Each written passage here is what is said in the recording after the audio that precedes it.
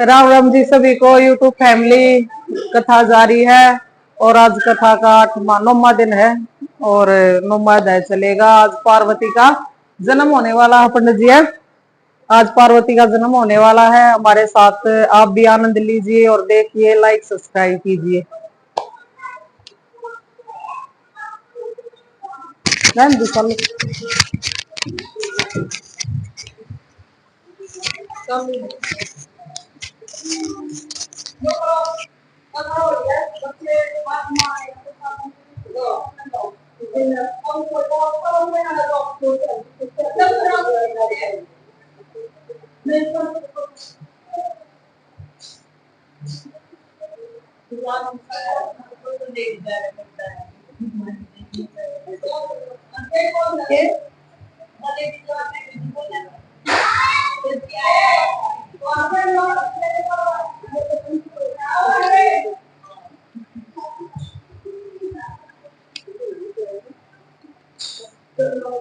जोता वाली माता तेरी सदा ही जो।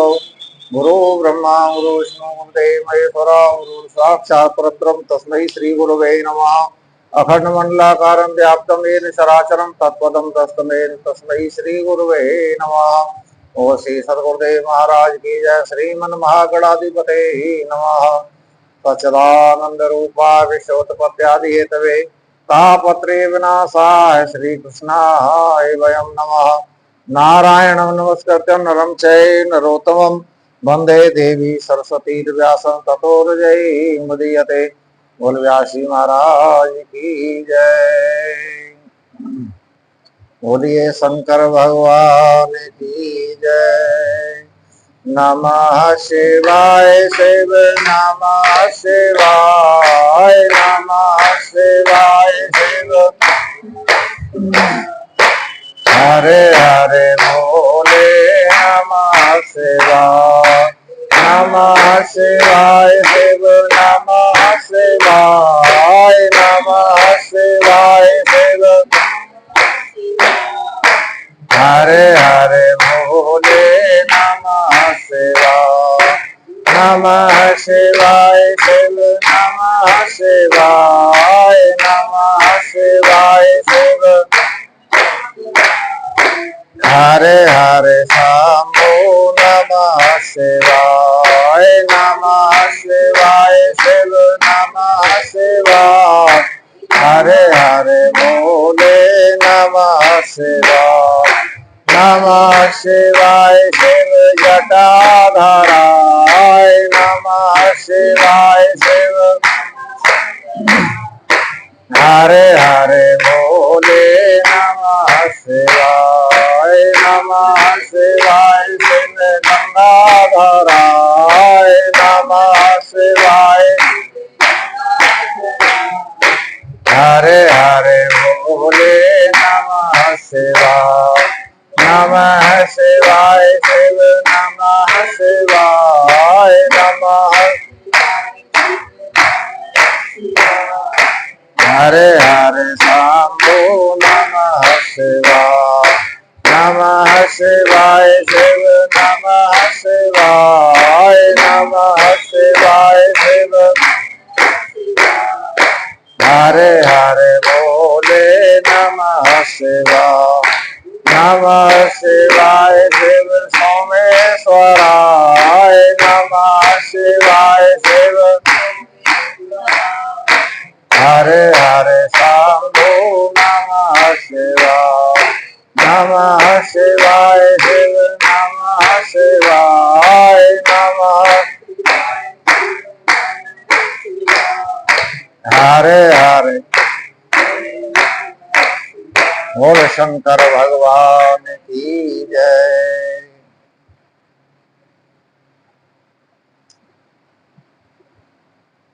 कल के कथाक्रम को याद करते हुए हम कहाँ पहुंचे थे?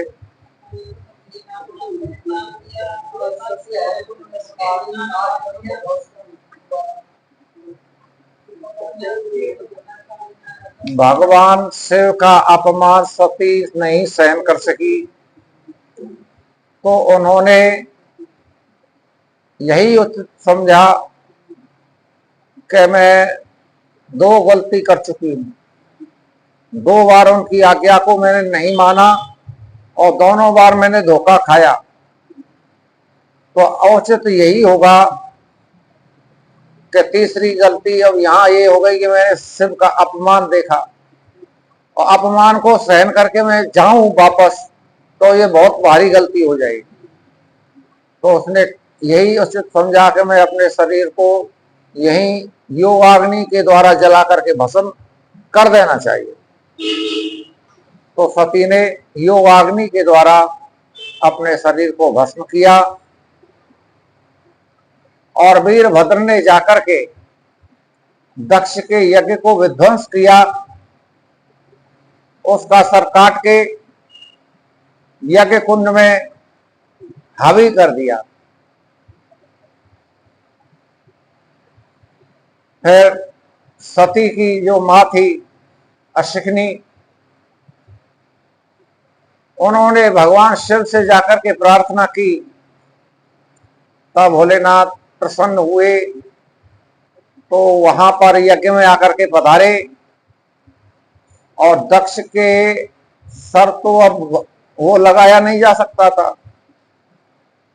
तो भगवान शिव ने जो है बकरे का सर काट के और दक्ष के सर के ऊपर, धड़ के ऊपर लगा दिया। देखो, जब मनुष्य शरीर था, जब शिव शिव नाम जप सकता था, तब तो शिव शिव नहीं जपा, और मरने के बाद जब उसके बकरे का सर लगाया गया, तब उसको अपनी गलती का एहसास हुआ और फिर बम बम बोलने लगा। शिव शिव तो नहीं कह सका, बम बम बम बम, बकरा का सर जो है लगाया, तो बम बम करके भगवान शिव की स्तुति की और फिर उस यज्ञ को पूर्ण किया। भगवान शिव के बगैर कोई भी यज्ञ संपूर्ण नहीं हो सकता है, ये निश्चित है।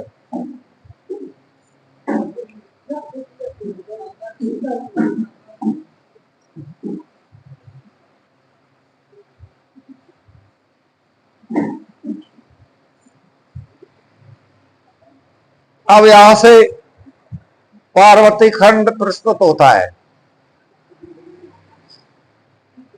नारद जी बोले, हे ब्रह्मन, आपने पिता के यज्ञ से शरीर का त्याग कर दक्ष कन्या सती देवी जगदम्बा किस प्रकार हिमालय की पुत्री बनी और किस तरह अत्यंत उग्र तपस्या करके उन्होंने शिव जी को पति रूप में प्राप्त किया, मैं यह सब आपसे पूछ रहा हूं। आप विशेष रूप से मेरे को इस विषय में बताइए। तो ब्रह्मा जी बोले, हे मुनि श्रेष्ठ, आप शिव के परम पावन दिव्य सभी पापों को दूर करने वाली कल्याणमयी उनकी उत्तम चरित्र को आप सुनिए। तो आप सुनने के अधिकारी हैं, आपका मन है सुनने के लिए, भगवान शिव के चरणों में आपकी प्रीति हो रही है, तो मैं अवश्य ही आपको भगवान शिव के चरित्रों को सुनाऊंगा।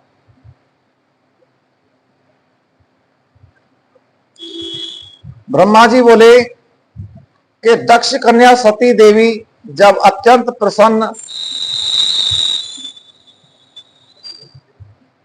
प्रसन्नचित होकर के शिव जी के साथ हिमालय पर्वत पर लीला पूर्वक क्रीड़ा करती थी, उस समय मात्र प्रेम से भरी हुई हिमालय की प्रिया मैना संपूर्ण सिद्धियों से युक्त यह मेरी पुत्री है, ऐसा समझकर उनकी सेवा में संलग्न रहती थी। हे मुनि, दक्ष कन्या सती देवी ने जब पिता दक्ष के द्वारा अपमानित होकर के क्रोधित हो यज्ञ में अपना शरीर त्याग कर दिया, उस समय हिमालय प्रिया मैना शिवलोक में स्थित उन भगवती सती की आराधना करना चाहती थी।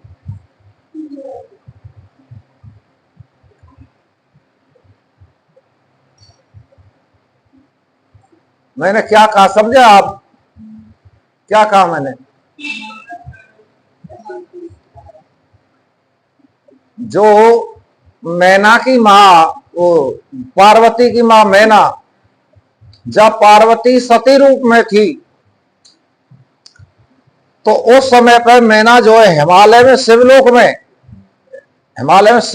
में स्थिर रहकर भगवती सती की आराधना करना चाहती थी। और ये चाहती थी कि जैसे सती जो है असिकनी के यहाँ पुत्री रूप में जन्म लिया है, उसी तरह ये मेरे भी पुत्री के रूप में जन्म ले, उन्हीं के गर्भ से मैं पुत्री के रूप में उत्पन्न हूं। ऐसा हृदय में विचार करके शरीर का फिर सती ने त्याग किया कि उसका भी मनोरथ मैना का भी मैंने पूर्ण करना है, तो सती के शरीर को त्याग कर दिया।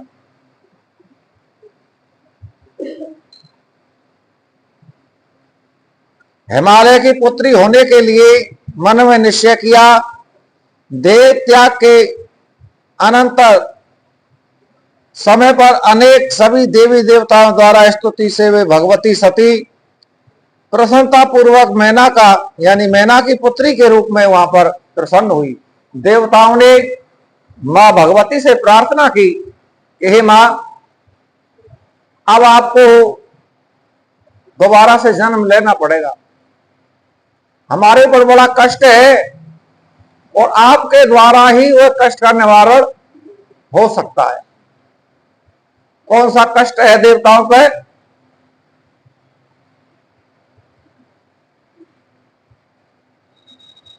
कौन सा कष्ट है देवताओं पे जो माता भगवती की स्तुति कर रहे हैं कि हे मां, आप ही हमारे कष्ट का निवारण आप कर सकती हो, आप प्रकट होइए।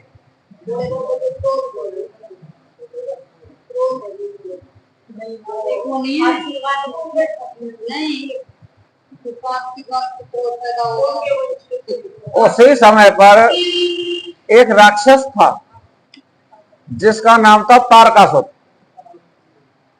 उसका बड़ा आतंक चल रहा था। उसने वरदान में ये मांगा था कि मैं सिर्फ शिव पुत्र के द्वारा ही मेरी मृत्यु हो। और उसने देख लिया कि सती ने तो शरीर भस्म कर दिया, तो शिव पुत्र होगा नहीं, तो इसीलिए उसने ये वरदान मांग लिया कि मेरी मृत्यु शिव पुत्र के द्वारा ही हो।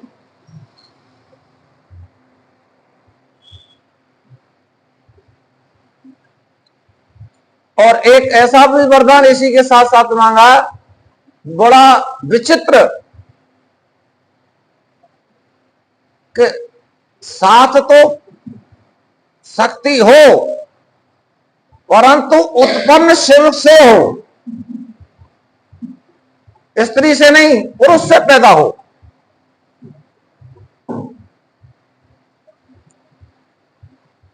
शिव पुत्र हो, पार्वती का उसमें कोई नाम नहीं हो, कोई सहयोग नहीं हो, ऐसा पुत्र जो अगर शिव के हो उसी के द्वारा मेरी मृत्यु हो। तो ऐसा ही हुआ था।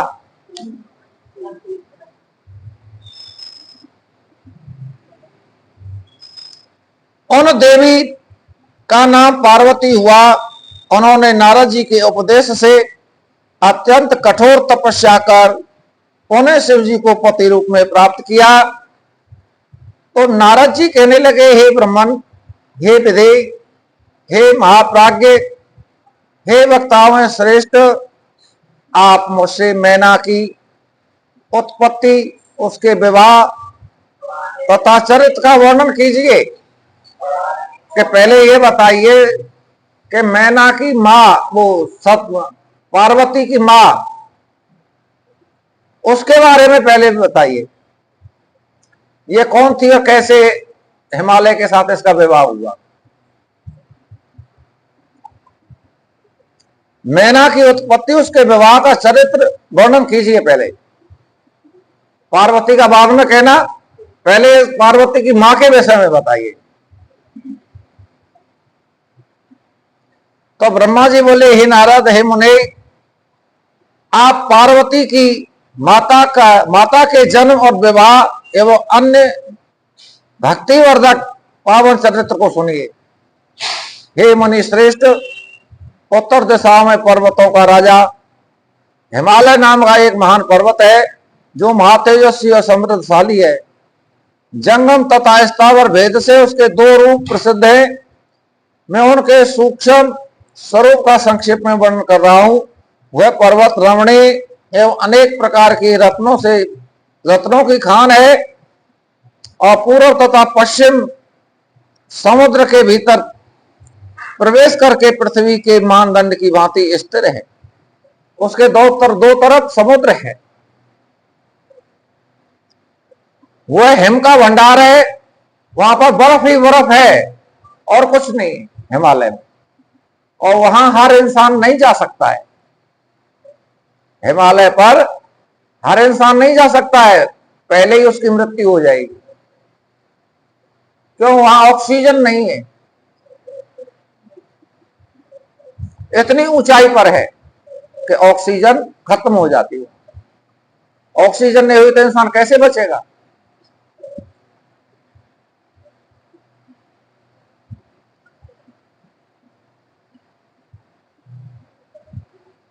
वह तप करने का स्थान है, अत्यंत पावन है, महात्माओं को भी पवित्र करने वाला तथा तपस्या में अत्यंत शीघ्र सिद्धि प्रदान करने वाला है। हिमालय पर्वत अनेक प्रकार की धातुओं की खान है और शुभ है। वह दिव्य रूप वाला सर्वांग सुंदर रमणीय शैलों का राजा है और वह विष्णु का अंश है।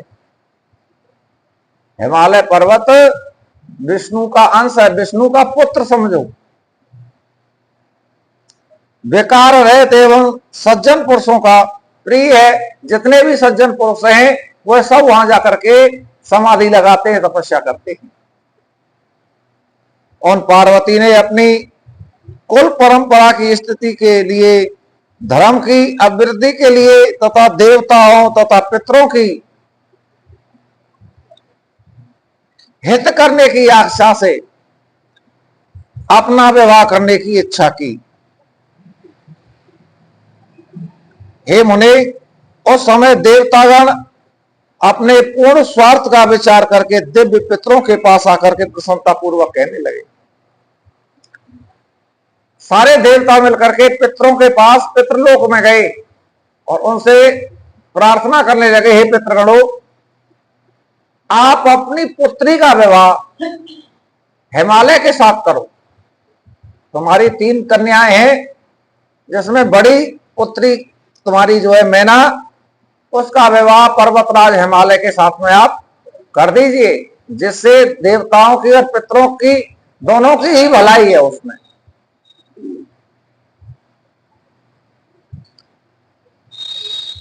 आप लोग देवताओं का कार्य करना अभीष्ट है तो शीघ्र ही वैसा ही करें।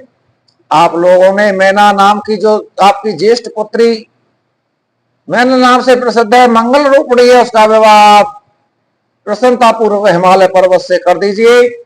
ऐसा करने पर सभी लोगों का महान लाभ होगा और आप लोगों के तथा देवताओं के दुखों का निवारण भी पग पग पर होता रहेगा। अब उनको बताते, जब तक मैना के साथ, मैना ने पहले तपस्या करके माता भगवती से वरदान प्राप्त किया था, मैं आपको पुत्री रूप में चाहती हूं। तो देवताओं ने जब सुना तो वो पितरों के पास में गए और कहा कि आप जो है अपनी पुत्री का विवाह हिमालय से कर दो, जिससे पार्वती का जन्म हो सके और हमारे और तुम्हारे सब के जो कष्ट हैं उनका निवारण हो सके। तो ब्रह्मा जी बोले, देवताओं की यह बात सुनकर के पितरों ने परस्पर विचार करके कन्याओं के शाप का स्मरण करके इस बात को स्वीकार किया और लोगों ने अपनी कन्या मैना का विवाह विधि पूर्वक हिमालय से कर दिया। उन मंगलमय विवाह के पश्चात बहुत बड़ा उत्सव हुआ। वामदेव, शंकर, स्मरण का विष्णु आदि देवता तथा समस्त मुनिगण उस विवाह के उत्सव में सभी देवता पधारे। उन लोगों ने अनेक प्रकार के दान देकर एक उत्सव कराया। तदनंतर वे दिव्य पितरों की प्रशंसा करके हिमालय की प्रशंसा करने लगे। इसके बाद परम आनंद से युक्त सभी देवता तथा मुनीश्वर शिवा एवं शिव का स्मरण करते हुए अपने निवास स्थान को चले गए। उधर पर्वतराज हिमालय भी अनेक प्रकार के उपहार प्राप्त कर प्रिया मैना के साथ विहार करके अपने घर आए और प्रसन्नता पूर्वक और परम प्रसन्न हुए। तो ब्रह्मा जी हुए मुनीश्वर, मैंने मैना के साथ हिमालय के सुखद चरित्र का वर्णन कर दिया, अब आप क्या सुनना चाहते? और नारद जी बोले, हे महाप्राज्ञ, हे मुने, हे विप्रेन, अब आदर पूर्वक मैना की उत्पत्ति का कारण बताइए और साप के विषय में बताइए, किस प्रकार मेरे संदेह को दूर कीजिए। तो नारद बोले, हे ब्रह्मा जी बोले, हे नारद, सुवर्त महाबुद्ध, आप इन मुनि के साथ विवेक पूर्वक मैना की उत्पत्ति का अध्ययन अत्यंत प्रेम पूर्वक सुनिए। मैं कह रहा हूं कि सबसे बड़ी कन्या का नाम था मैना और उससे छोटी मछली का कन्या का नाम था धान्या तथा छोटी कन्या का नाम था कला।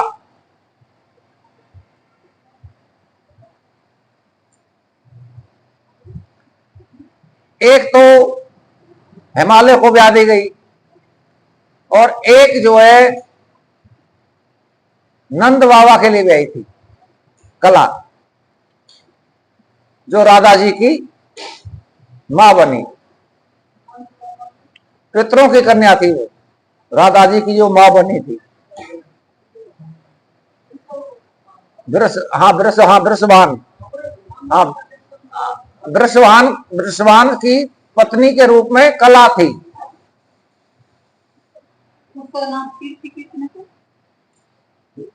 वो कला ने जन्म लिया ना तो वो वहां कीर्ति नाम पड़ गया, परंतु वो पितरों की कन्या थी क्योंकि वो युग बदल गया। ये बात है सतयुग की और ये बात है द्वापर की।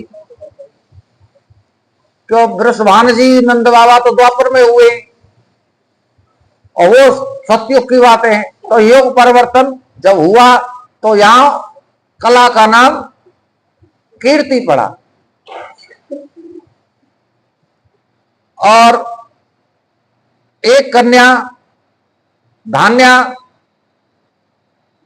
ये तीन कन्या पितरों की थी। ये कन्याएं लोकाचार के अनुसार स्वधा की पुत्रियां कही गई हैं। पितरों की पत्नी का नाम क्या है? स्वधा। अब जब हम पितरों के नाम का जो हवन करते हैं, गाय आहुति देते हैं, तो उसमें स्वाहा नहीं बोलते, क्योंकि पितरों को भोजन पहुंचाना स्वधा का काम है और देवताओं को भोजन पहुंचाना स्वाहा का काम है। इसीलिए पितरों की पत्नी का नाम था स्वधा और ये तीनों कन्याएं स्वधा की पुत्री थी।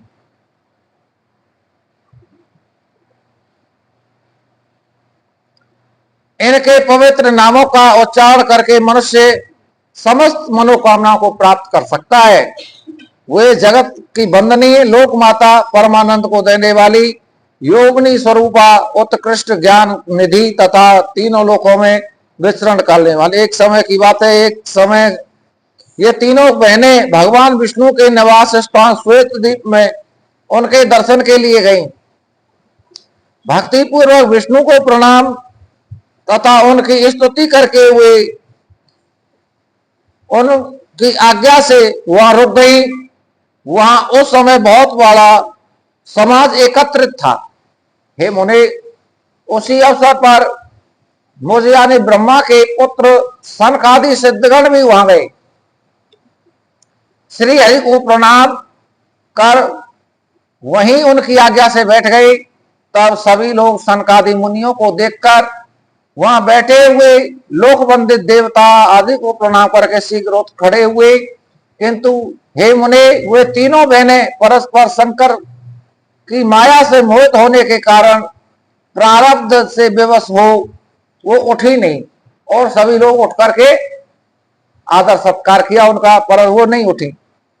शिव जी की माया अत्यंत प्रबल है, जो सब लोक हित से मोहित होने वाली, समस्त संसार उसी के अधीन है।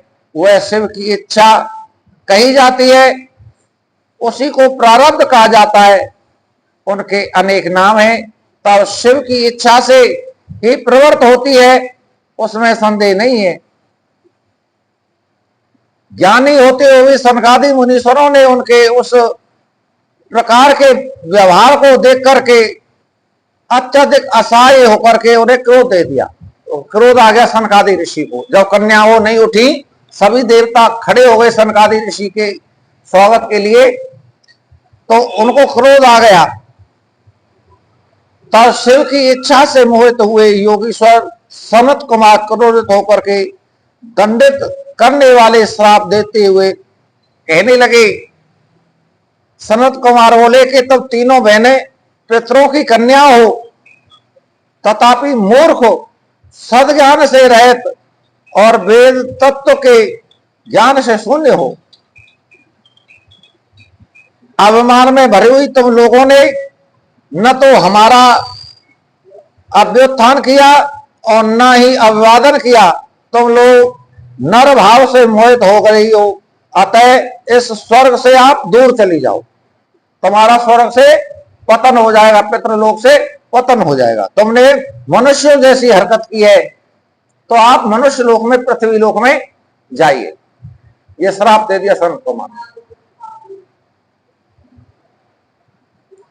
इस प्रकार तुम लोग अपने कर्म के प्रभाव से इस प्रकार का फल प्राप्त करो। ब्रह्मा जी बोले। यह सुनकर वे साध्वी कन्याएं आश्चर्यचकित हो गई और उनके चरणों में गिर करके विनम्रता पूर्वक सिर झुका कर कहने लगे। पितृ कन्याएं बोले, हे मुनिवर, हे दया सागर, अब हम लोगों पर प्रसन्न हो जाइए। हम लोग मूढ़ होने के कारण आपको श्रद्धा से प्रणाम नहीं किया, हे विप्रेंद्र, अतः हम लोगों ने उसका फल पा लिया। इसमें आपका दोष नहीं है। आप हम लोगों पर दया कीजिए, जिससे हम लोगों को पुण्येश्वर लोक की प्राप्ति हो जाए। ऐसा इसका कोई उपाय बताइए।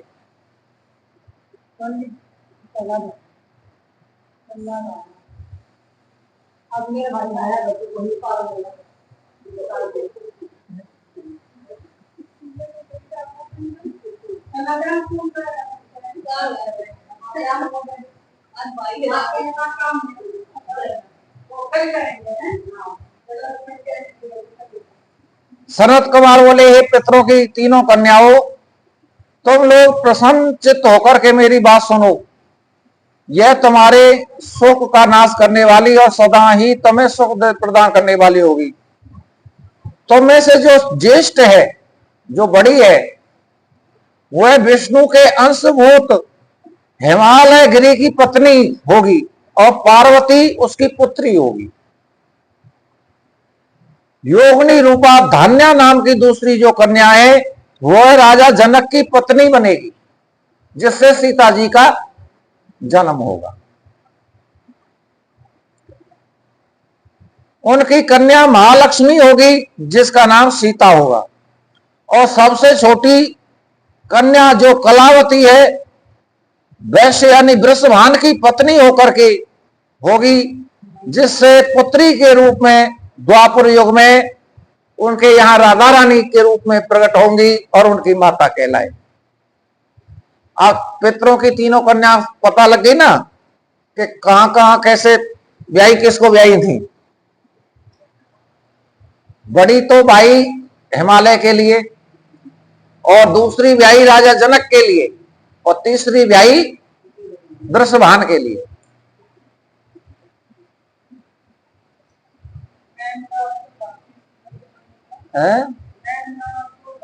धान्या मैना कला,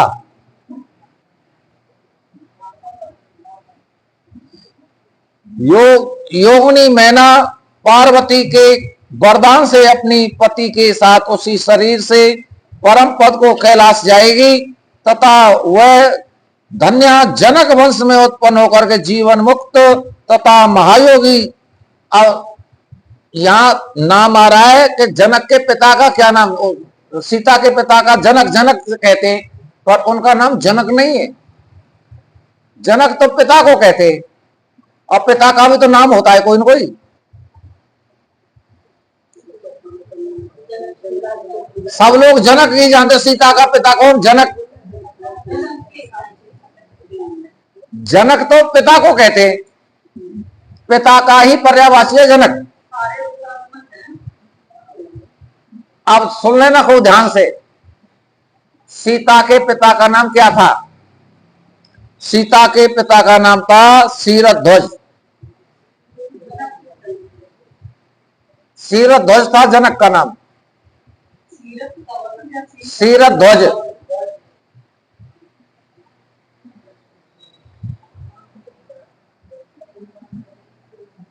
शीरध्वज को पति रूप में प्राप्त कर सती को जन्म देगी और वैकुंठ धाम के लिए चली जाएगी। और वृषभान के साथ विवाह होने के कारण जीवन मुक्त कलावती भी अपनी कन्या के साथ गोलोक धाम चली जाएगी राधा जी के साथ। राधा जी कहां रहती हैं? गौलोक धाम में भगवान श्री कृष्ण के साथ। इस संसार में और मैना हिमालय के साथ विवाह होगा और पार्वती के रूप में शक्ति का अवतार उससे होगा तो उसकी भी मुक्ति हो जाएगी। इन तीनों को अपने श्राप से मुक्ति हो जाएगी। सनत कुमार ने उनको पितरों की कन्या को कह दिया। इस संसार में बिना विपत्ति के किसको यहां मृत्यु प्राप्त होगा? उत्तम कर्म करने वालों के दुख दूर हो जाने पर उन्हें दुर्लभ सुख प्राप्त होता है। जब अनेकों प्रकार के घोर कष्ट जब आदमी झेलता है, जब उसको सुख प्राप्त होता है, वो बहुत ही महत्वपूर्ण होता है। उसकी कल्पना वह नहीं कर सकता है। कष्ट पाने के बाद में ही सुख की प्राप्ति होती है। तुम लोग पितरों की कन्या हो और स्वर्ग में विलास करती हो। अब विष्णु का दर्शन हो जाने से तुम लोगों के कर्म का क्षय होगा। क्षय हो गया। यह कहकर क्रोधित हुए मुनीश्वरों ने ज्ञान, भोग तथा मोक्ष प्रदान करने वाले शिव जी का स्मरण करके पुनः कहा, हे पितृ कन्याओं, तुम लोग प्रीति पूर्वक मेरी दूसरी बात भी सुनो जो अत्यंत सुखदायी है। शिव जी में भक्ति रखने वाली तुम लोग सदा धन धान्य और बार बार पूजनीय कहलाओगी। तीनों लोकों में तुम्हारा नाम बड़े आदर के साथ में लिया जाएगा। तो तीनों का नाम बड़े आदर से लिया जाता है, क्योंकि एक तो पार्वती की मां है, बड़े आदर से लिया जाता है मैना का नाम। दूसरी सीता जी की मां है, उनका नाम वहां पर क्या पड़ा? कीर्ति। तो राधा जी की मां है। सीता की मां का नाम क्या पड़ा वहां पर?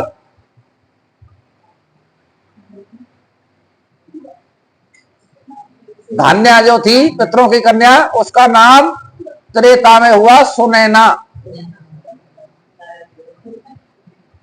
सीता की मां का नाम था सुनैना और पिता का नाम था शीरध्वज, जिसको जनक कहते हैं। ये बड़ी महत्वपूर्ण चीजें हैं और छोटी छोटी चीजें हैं और हैं बड़ी महत्वपूर्ण। आप कोई कह दे भाई राधा जी की मां का नाम क्या था, किसकी पुत्री थी वो? सीता की मां का नाम क्या था, वो किसकी पुत्री थी? ये तो कॉमन चीज है बड़े बड़े लोगों के विषय में, और ये चीजें हमको याद होनी चाहिए।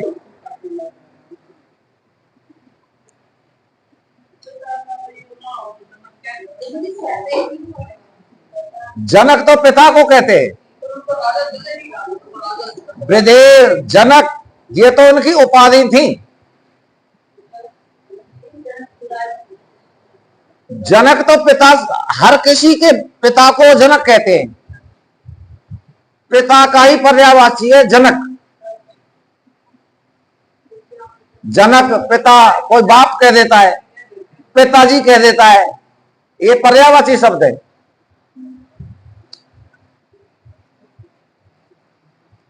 मैना की कन्या जगदम्बा पार्वती देवी परम कठोर तप करके शिव जी की पत्नी होंगी, और धान्या की पुत्री कही गई सीता भगवान श्री राम की पत्नी होगी, और जो लौकिक आचार आश्रय लेकर के उनके साथ विहार करेंगी, और साक्षात गोलोकवासिनी कलावती की पुत्री राधा अपने गुप्त स्नेह में बंधी हुई श्री कृष्ण की पत्नी होगी। अब यहां पर देखो, पत्नी कहा है इसे पुराण ने राधा को, और कोई कहता है कि राधा का ब्याह ही नहीं हुआ।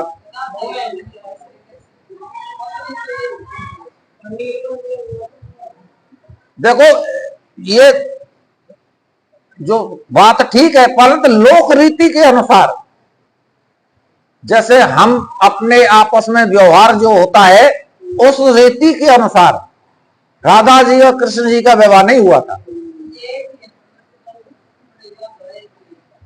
दो दे एक दो दो दे एक प्राण है ये। राधा ही कृष्ण है और कृष्ण ही राधा है। इस प्रकार कहकर सबके द्वारा स्तुति हुए भगवान सनत कुमार मुनि अपने भाइयों के साथ वहां से अंतरित हो गए। हे तात पितरों की मानसी कन्या, ये तीनों बहने परस्पर वो सुख पा करके तुरंत अपने अपने धाम को चली गई। पार्वती खंडे 2 अध्याय। श्री हरे नमा। बोली शंकर भगवान की जय। इस तरह से इन तीनों की उत्पत्ति पितरों की कन्या से इन शक्तियों की उत्पत्ति हुई है। मां लक्ष्मी और मां पार्वती, इन दोनों की उत्पत्ति पितरों की कन्या से हुई है। जब पर्वतराज हिमालय से मैना का विवाह हुआ तो उनके बहुत दिन हो गए, संतान नहीं हुई, और वो मां भगवती की तपस्या करने लगे।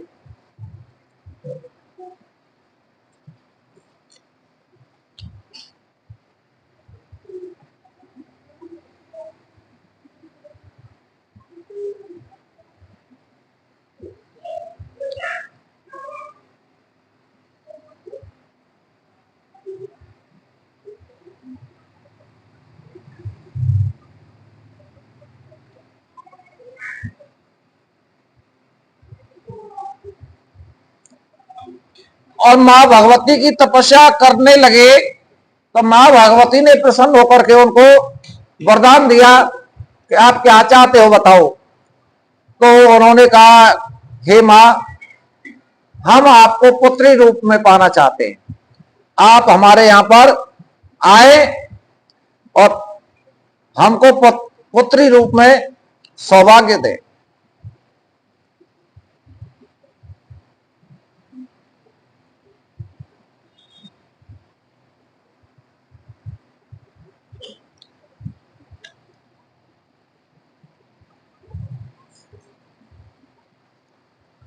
तो माता पार्वती के रूप में शक्ति का कैलाश में अवतरण हुआ। माता सती हिमालय के यहां पर उत्पन्न हुई, और जब माता के गर्भ में सती आई तो वहां पर अनेकों प्रकार के मंगल काम होने लगे।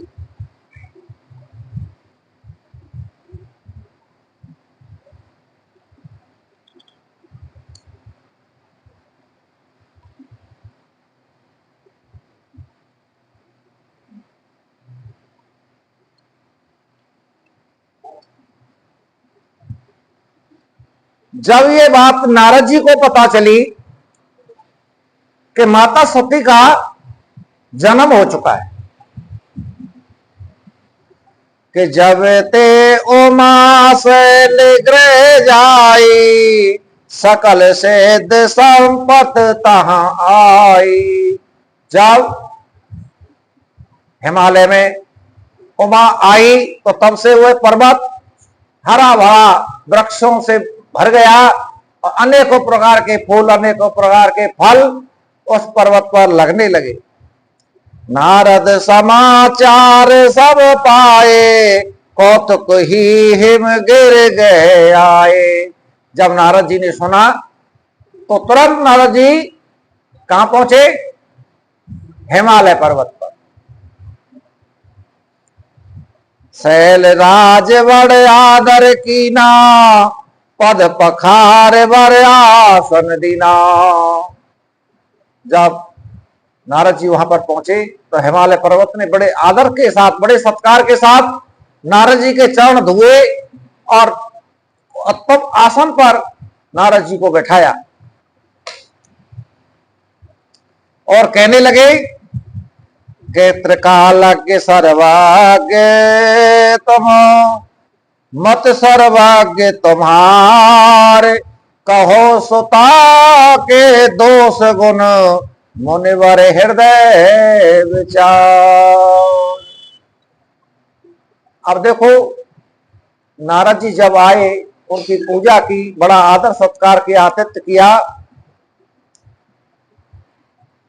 और हिमालय राज ने कहा, हे नारद जी, मेरे यहां एक पुत्री के रूप में बालिका का जन्म हुआ है, जरा उसके विषय में बताइए। हर माँ बाप को रहती है कि मेरी संतान कैसी होगी, क्या बनेगी, क्या करेगी। एक जगह तो विष्णु की माया के वशीभूत होकर के नारद जी बंदर बन गए। जब उस कन्या को देखा, जब उसके पिता ने कहा, देखिए मेरी लड़की के विषय में क्या है। और यहां भी, पर यहां भगवान की माया नहीं नचा रही है, यहां माता के रूप में उनको दर्शन हो रहे हैं। कहा कि त्रिकालज्ञ सर्वज्ञ तुम, गत सर्वत्र तुम्हार। हे नारद जी, आप तीनों कालों के भूत भविष्य वर्तमान की जानने वाले हैं और तीनों लोकों में आपकी गति है। जिस लोक में आप जाना चाहें उस लोक में आप जा सकते हैं, तुमको कोई रोकने वाला नहीं है। तो मेरी पुत्री के गुण और दोषों को थोड़ा बताएं, इसका जीवन, इसका भाग्य कैसा रहेगा। इस विषय में थोड़ा सा प्रकाश डालें तो बहुत अच्छा हो।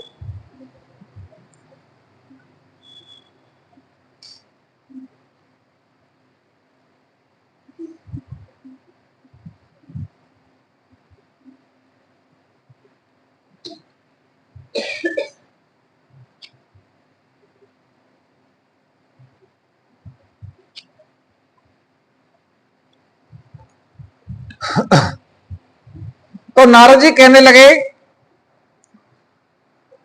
कि सुंदर सहज सुशील सयानी, नाम उमा अंबिका भवानी।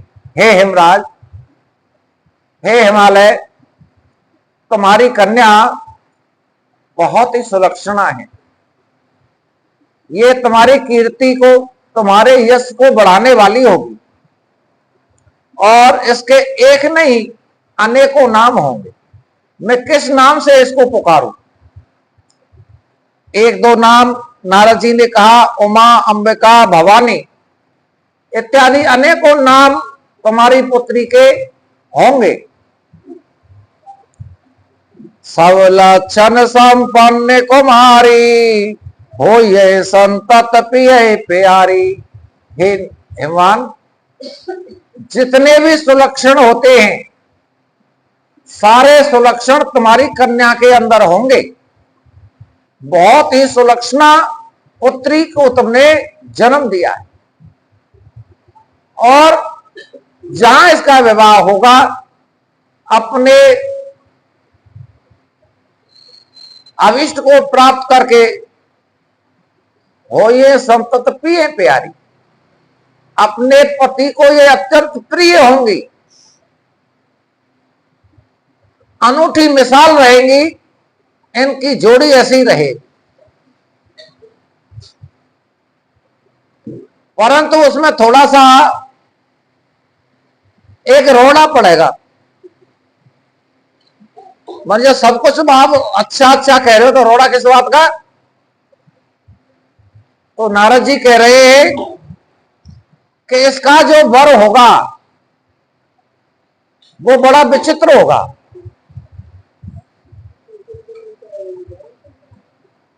के अगुण अमान मात पितुहीना, उदासीन सब संशय छीना। हे भगवान, इसके हाथ में ऐसी रेखा पड़ी हुई है कि जिससे इसकी शादी होगी वह कैसा होगा? अगुण अमान मात पितहीना, उसके अंदर दुनिया को अवगुण दिखाई देंगे,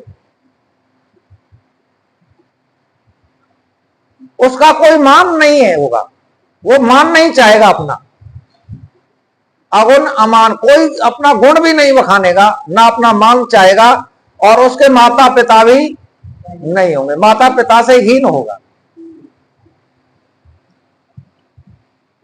उदासीन सब संशय छीना, यानी उदासीन रहने वाला, यानी ना कभी खुश ना कभी गम, इस तरह का इसको पति मिलेगा।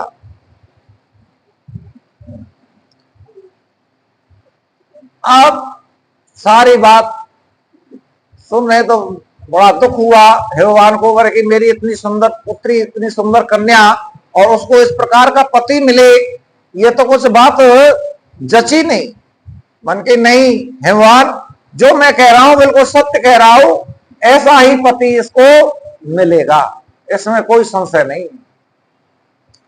और पार्वती जी एक एक शब्द को बड़े ध्यान से सुन रही हैं।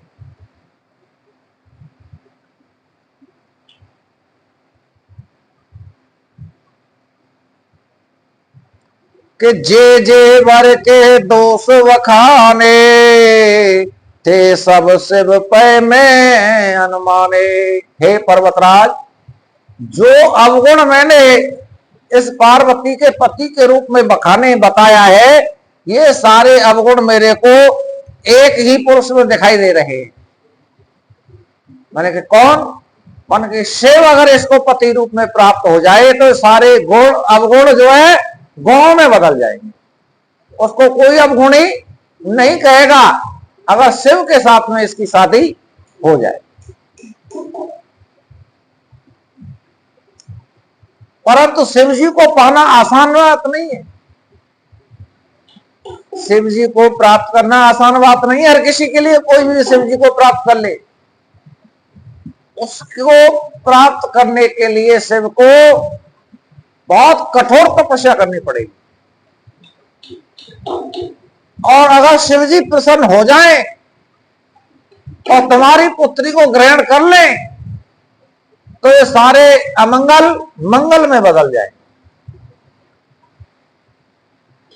तो उसी समय पार्वती ने गांठ बांध ली कि अब चाहे कुछ भी हो जाए, मैंने शिव को ही पति रूप में प्राप्त करना है, चाहे कितनी भी तपस्या करनी पड़े। अब देखो, नारद जी को यहां गुरु बना लिया उन्होंने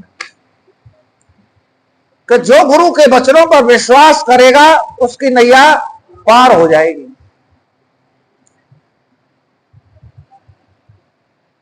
कहे जो तप करे कुमार तुम्हारी, और भावियो मैट सके त्रिपुरारी। अगर तुम्हारी पुत्री शिव को प्रसन्न करने के लिए अगर तपस्या करती है तो होनी को भी मेटने वाले शिव हैं, वो सब कुछ मेट सकते हैं।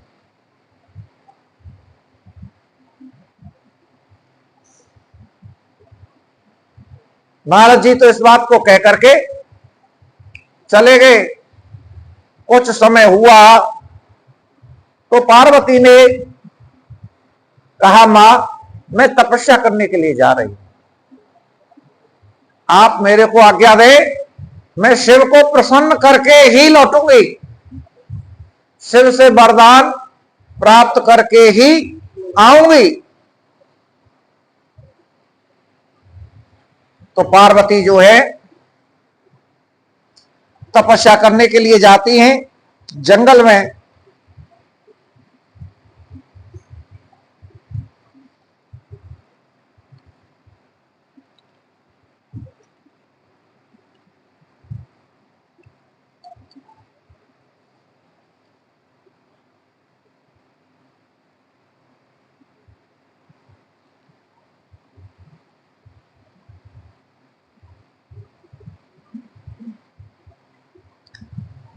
तो क्या होता है, पार्वती ने तपस्या करना शुरू कर दिया। कितने वर्ष तपस्या की?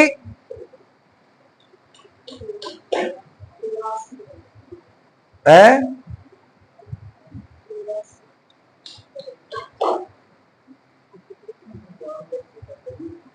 60,000 वर्ष तपस्या की पार्वती ने। 60,000 वर्ष तपस्या की शिव को प्राप्त करने के लिए।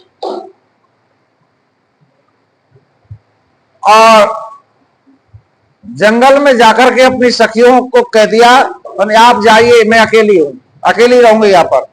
अपनी जो है झोंपड़ी बना ली और वही झोंपड़ी में बैठ करके तपस्या करने लगी।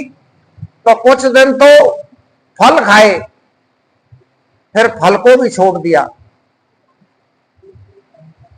फिर पत्तों को खाया। पत्तों को खाने की वजह से उनका नाम क्या पड़ा?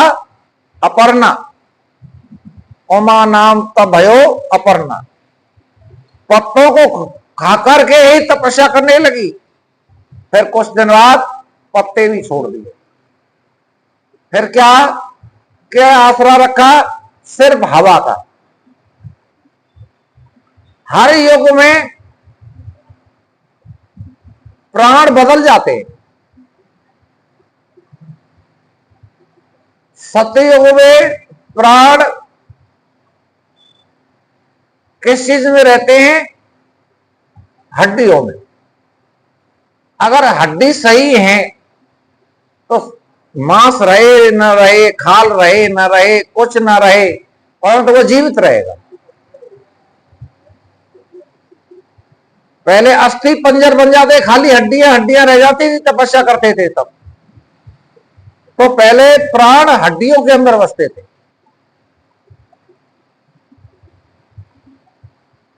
त्रेता में कहां आकर बसे प्राण? मस्तिष्क में। द्वापर में हृदय में। और कलयुग में प्राण कहां बसते?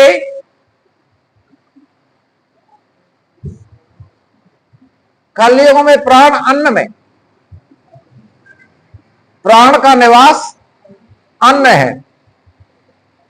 अन्न आप नहीं खाओगे तो बड़ा लोचा हो जाएगा। अन्न जरूरी है, क्योंकि प्राण है अन्न। अन्न के बगैर गुजारा नहीं हो सकता। पानी भी पी करके कितने दिन गुजारा करोगे? नहीं कर सकते। अन्न तो चाहिए ही चाहिए, चाहे ज्यादा थोड़ा अन्न जरूर चाहिए। तो कलयुग के अंदर प्राण अन्न के अंदर बसते। तो उन्होंने उस समय पर वायु का भक्षण किया, और वायु का भक्षण करके इतना तप करने लगे, इतना तप करने लगे, 60,000 वर्ष माता सती को तपस्या में लीन हो गए। उनका तप इतना बढ़ गया कि देवता जलने लगे, तपन महसूस करने लगे। देवता के लिए असहनीय गर्मी पैदा हो गई उनके तप की। सारे देवता भाग करके ब्रह्मा जी के पास में पहुंचे, बोले पितामह बचाओ हमको। मैं क्या हुआ? मैं पर्वतराज हिमालय की पुत्री उमा पार्वती कठोर तप कर रही है शिव को प्राप्त करने के लिए। आप चल करके भगवान शिव से प्रार्थना करें कि उनको जाकर के वरदान दे, अपनी पत्नी के रूप में उसको स्वीकार करे। तो ब्रह्मा जी बोले मैं तो नहीं जा सकता, मेरे को डर लगता है शिव जी के सामने जाते हुए। कामदेव को भस्म कर दिया था, तो फिर क्या करे? माने हाईकमान के पास चलते हैं पहले। हाईकमान कौन है? विष्णु। विष्णु के पास चलते हैं। विष्णु के आगे भोलेनाथ कुछ नहीं कहते हैं, उनके सामने तो बिल्कुल ऐसे बन जाते हैं कि कुछ जानते ही नहीं। हाई कमान को साथ लेकर के चलते हैं। अगर वो कहेंगे तो शिव जी उनकी बात को नहीं टालेंगे। तो सारे देवता मिलकर के बैकुंठ में क्षीर सागर पहुंच गए विष्णु के पास में, और भगवान विष्णु से हाथ जोड़ करके प्रार्थना करने लगे, हे प्रभु, इस तारकासुर नाम का जो राक्षस है, इनसे कैसे छुटकारा मिले। अब वो समय आ गया है कि आप भगवान शिव से जाकर के कहिए कि वे विवाह करें, पार्वती को अपनी पत्नी के रूप में प्राप्त करें, और उनसे पुत्र जल्दी जल्दी पैदा हो और हमारे कष्टों का नाश हो।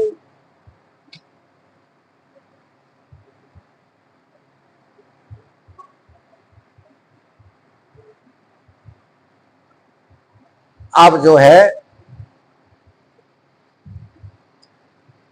भगवान विष्णु को साथ लिया सारे देवताओं ने, और साथ लेकर के कैलाश पर्वत पर पहुंच गए। और भगवान शंकर ने, वो तो समाधि में बैठे थे, उनको तो कोई होश ही नहीं है कौन आ रहा है कौन जा रहा है, कोई मतलब ही नहीं। सभी देवताओं ने पुकारा, प्रार्थना की,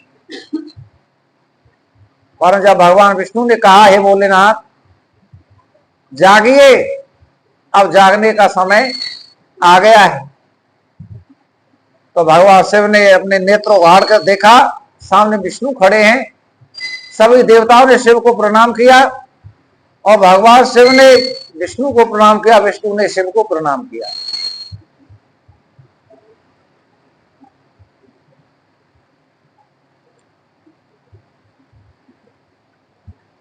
अब जो है भगवान विष्णु भोलेनाथ से कह रहे हैं कि हे दीन भोलेनाथ, मैं आपसे एक विनती करना चाहता हूं, आप मेरी उस विनती को स्वीकार करें। तो भगवान शिव ने कहा, हे प्रभु, आप ऐसा क्यों कह रहे हैं? आज आप तो सर्व समर्थ सर्वांतर्यामी हो, मुझ में तुम में कोई भेद नहीं है, और आज तुम मेरे लिए ऐसे कह रहे हो कि मैं आपसे विनती करना चाहता हूं, मेरे को शर्मिंदा क्यों कर रहे हैं? आप आज्ञा दीजिए, आपकी क्या आज्ञा है, मैं उसी को स्वीकार करूंगा। आप मेरे स्वामी हैं।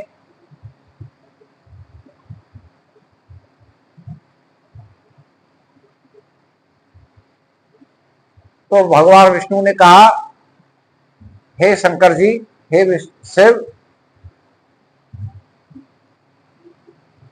अब विनती मम सुनो शिव, जो मुंह पर निज ने, और जाए विवाहो शैल जय, यह मोह मांगे देव सियापत राम। जय जय राम मेरे प्रभु राम, मंगल भवन अमंगल हारी, दीन दयाल विरद सम।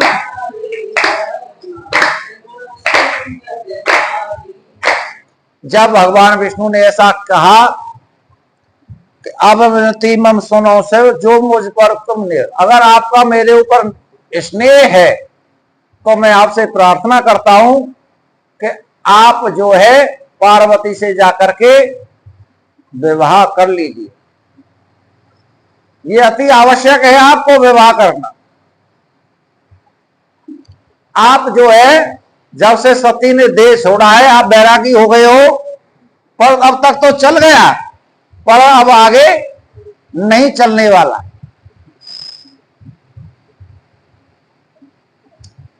भगवान शिव कह रहे हैं कि सिर धरे आयसो करियो तुम्हारा, परम धर्म ये नाथ हमारा। मात पिता गुरु प्रभु के बाती, बिनहि विचार करे शुभ जाने। यानी हे प्रभु, आप ऐसा न कहें, आप मेरे स्वामी हैं और स्वामी की आज्ञा को, शिष्य को, गुरु की बात को, स्वामी की आज्ञा को, नौकर जो अपने स्वामी की आज्ञा को बिना कुछ सोचे समझे करना चाहिए। गुरु जो आज्ञा दे दे वो शिष्य को बगैर किंतु परंतु किए कर देना चाहिए। माता पिता अपने संतान को जो भी कहे उसमें सोच विचार न करके कर देना चाहिए। ये 3 जगह ऐसी हैं यहां पर कोई सोच विचार नहीं किया जाता, क्योंकि कोई किसी का ना तो माँ बाप बच्चे के दुश्मन होते हैं, जो कुछ ऐसी आज्ञा दे दे जो बच्चे के लिए हानिकारक हो, बच्चे को हानि पहुंचेगी तो उससे पहले खुद हानि पहुंचा लेंगे, पर बच्चे पर हानि नहीं आने देंगे। इसी प्रकार अगर कोई गुरु अपने शिष्य के लिए कोई आज्ञा देता है कि आप ऐसा करो, तो कुछ सोच समझ करके ही आज्ञा देता है। उसमें शिष्य को किंतु परंतु नहीं सोचनी चाहिए। उसको चाहे सही है या गलत है तो ये नहीं देखना, उसको कर देना, यही मान्य बताया गया। इसी प्रकार मालिक अपने नौकर को कुछ भी आज्ञा देता है उसको बिना सोचे समझे कर देनी चाहिए। तो वही कह रहे हैं कि सिर धरे आयसो, सिर धरे आयसो करे तुम्हारा, और परम धर्म ये नाथ हमारा। है नाथ, ये हमारा परम धर्म है। एक तो धर्म होता है और एक परम धर्म होता है। धर्म और परम धर्म में क्या वो है फर्क?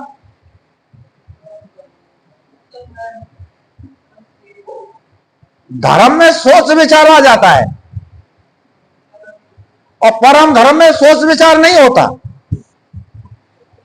वो तो जो कह दिया करना ही है, उसमें सोच विचार नहीं किया जाता, और धर्म में सोच विचार करना पड़ता है।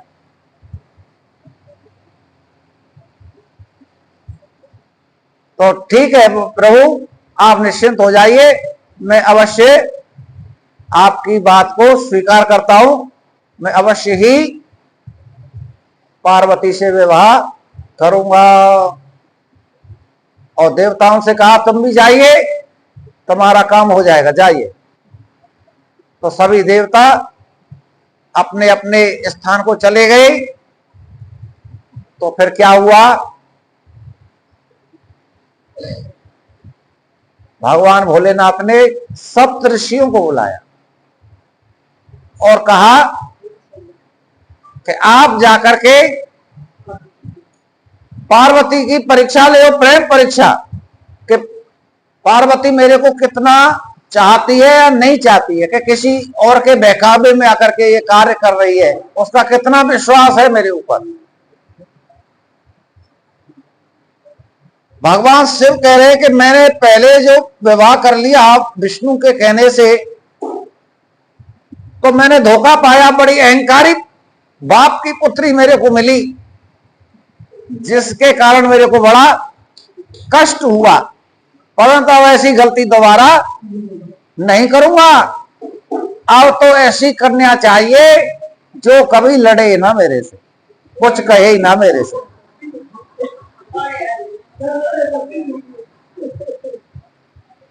पहले तो मैंने बिना सोचे विचारे भगवान विष्णु की बात पर भरोसा कर लिया और मैंने सती से विवाह कर लिया, पर अब नहीं करूंगा। अब कह तो दिया है मैंने, पर पहले लड़की देखूंगा पहले।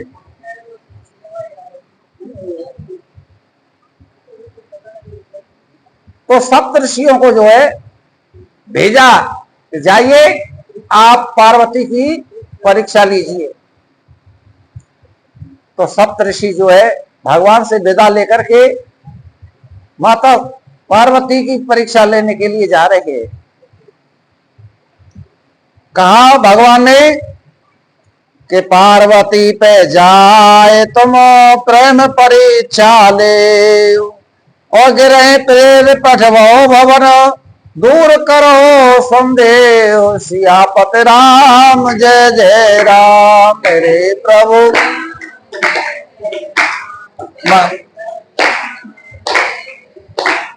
मंगल भवन अमंगल हारी, दीन दयाल विरद।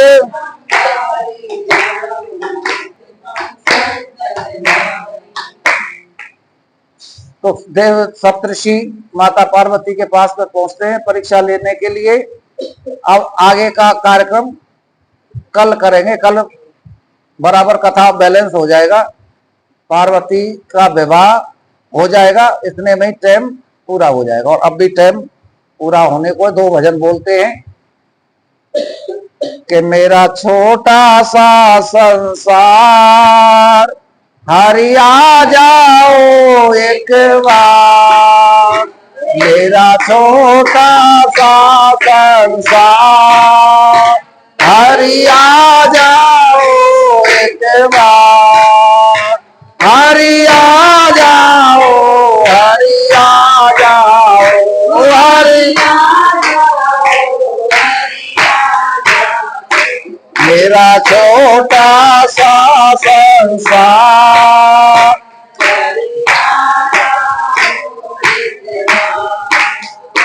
मेरी नैया पार लगाओ, मेरी नैया पार लगाओ। मेरा छोटा सा संसार हरि आ जाओ एक बार। मेरा छोटा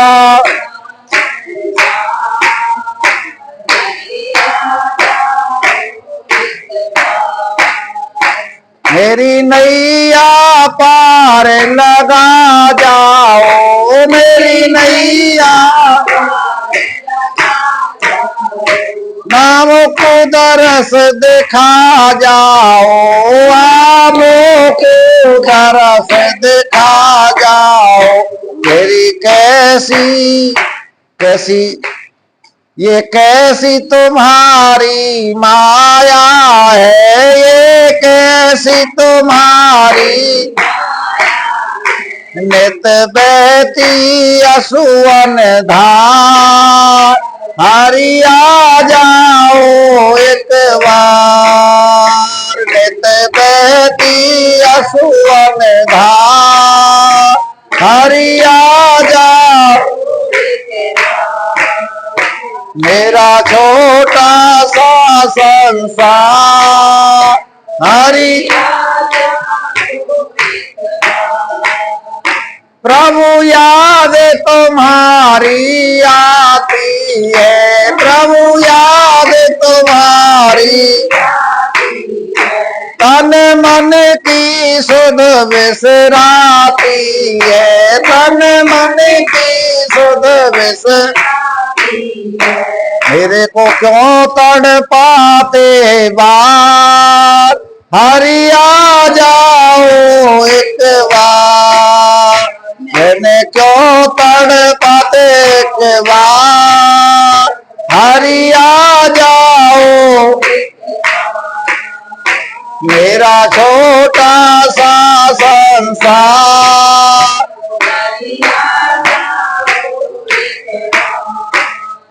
हरि आ जाओ, हरि आ जाओ, हरि हरि आ जाओ, हरि आ जाओ।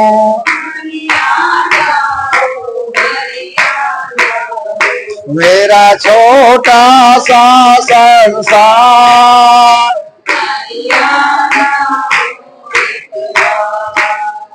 मुझको बिछड़े हुए युग बीत गए, मुझे बिछड़े हुए युग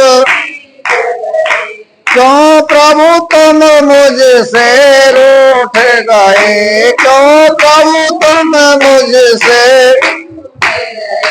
अब दर्शन दो सरकार, हरि आ जाओ एक बार, अब दर्शन दो सरकार, हरि आ जाओ एक बार, हरि आ जाओ, हरि आ जाओ, हरि मेरा छोटा सा संसार, हरि आ जाओ एक बार, मेरा छोटा सा संसार, हरि आ जाओ एक बार। बोलिए सच्चिदानंद भगवान की जय। बोलो एक भजन और बोलो, फिर पूजन शुरू कर देंगे।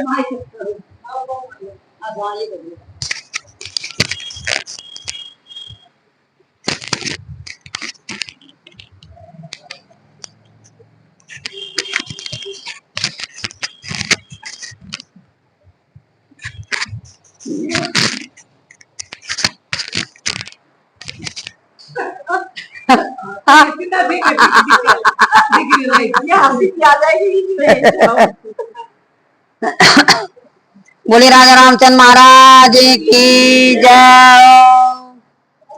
अरे सीताराम सीताराम सीताराम काइए जाए वेद रात राम काए वेद राइए। सीताराम राम सीताराम काइए जाए वेद रात राम मौके में ओ राम नाम राम से रात में मैं ओ राम राम राम से रात तू अकेला नहीं प्यारे राम तेरे साथ, तू अकेला नहीं प्यारे राम तेरे साथ। वेदी का विधान जा आनी लाशाइए जाए बेदरा के राम पाए बेदराई। सीताराम सीताराम सीताराम काइए जाए बेदरा के राम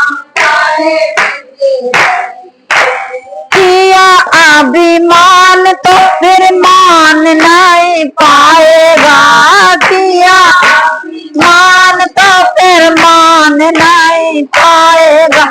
होगा प्यारे वही जो श्री राम जी को भाएगा, होगा प्यारे वही जो श्री राम जी को फल आशा त्याग शोभे काम करते रहिए जाए बेदरा को राम पाए बेदराइए। फला राम सीताराम सीताराम काइए जाए बेदरा के राम पाए बेदर। ये सीताराम सीताराम सीताराम काइए जाए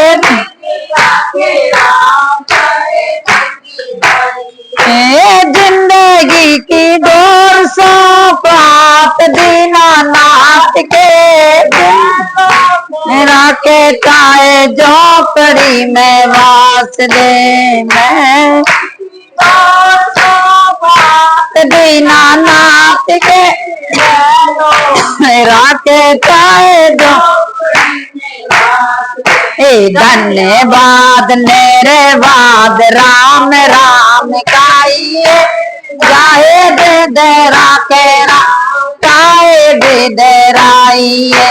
सीताराम सीताराम सीताराम काइए जाए बेदरा के राम